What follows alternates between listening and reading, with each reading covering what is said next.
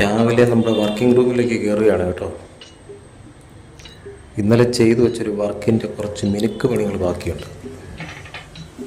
വർക്കെന്ന് പറഞ്ഞാൽ വലിയ വർക്കൊന്നുമല്ല, ഒരു ചെറിയ കട്ടൗട്ട്.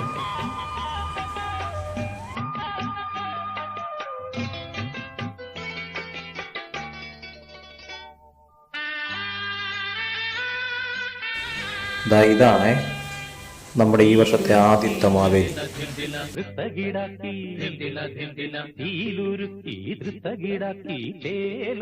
മാല തീർക്കാൻ ഏത് പൊന്നിന്റെ തട്ടാരേ,